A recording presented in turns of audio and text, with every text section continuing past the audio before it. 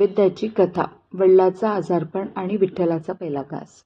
जय हरी विठ्ठल, जय हरी विठ्ठल.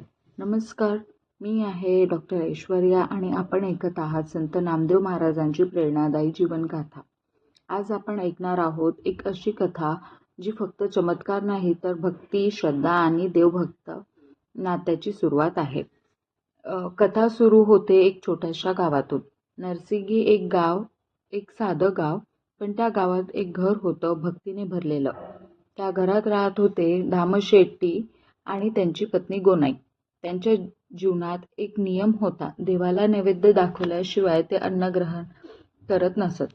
दररोज ते मंदिरात जायचे, विठ्ठलासमोर बसायचे आणि प्रेमाने म्हणायचे, देवा हे अन्न तुझं आहे.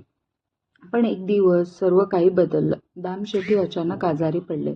त्यांची तब्येत इतकी बिघडली की त्यांना उठणंही कठीण झालं. देवळात जाणं तर दूरच. त्या दिवशी त्यांनी आपल्या लहान मुलाला म्हणजेच नामदेवाला जवळ बोलवलं. त्यांचा आवाज मंद होता पण भक्तीने भरलेला.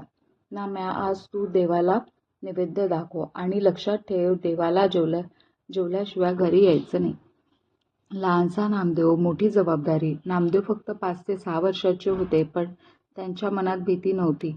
त्यांच्या मनात होती फक्त एक भावना, मी देवाला जेवायला घालणार. तो ताट घेतो आणि मंदिराच्या दिशेने चालू लागतो. मंदिरात पहिला प्रयत्न.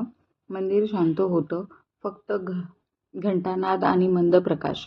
नामदेव विठ्ठलासमोर बसतो आणि निरागसपणे म्हणतो, विठ्ठल ये, जेव ना. पण काही होत नाही. निरागस संवाद. तो पुन्हा म्हणतो, माझे बाबा रोज तुला जेवायला घालतात, आज ते आजारी आहे म्हणून मी आलोय. तू का येत नाही? भक्तीचा हट्ट. नामदेवांच्या डोळ्यात पाणी येतं. तू नाही आलास तर मी पण जेवणार नाही आणि बाबा पण नाही.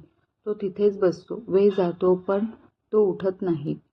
क्षण तो ऐतिहासिक बनतो. मंदिराच्या अचानक एक शांतता पसरते. वातावरण बदलते आणि एक तेजस्वी प्रकाश येतो. देव प्रकट होतात. त्या प्रकाशातून स्वतः विठ्ठल प्रकट होतो. तो नामदेवाकडे हसून पाहतात. नाम्या, मी आलो आहे. इतका रडतोस का? आता दे मला जेवायला. देवाचा पहिला घास. नामदेव आनंदाने ताट पुढे करतो. त्याचे हात थरथरत असतात आणि ते स्वतः त्या नैवेद्याचा घास घेतात. हा क्षण फक्त चमत्कार नव्हता, हा होता भक्तीचा विजय, श्रद्धेची ताकद आणि देवभक्ती नात्याची सुरुवात. त्या दिवसापासून नामदेवासाठी देव म्हणजे मित्र, सोबती आणि सर्वस्व. तेथे करी नामदेव चरणी सेवा, विठ्ठल दिसे सर्वत्र देवा. देवाला मोठे यज्ञ लागत नाही, मोठी विधी लागत नाही. देवाला लागतं ते फक्त एक निर्मळ मन आणि खरी श्रद्धा.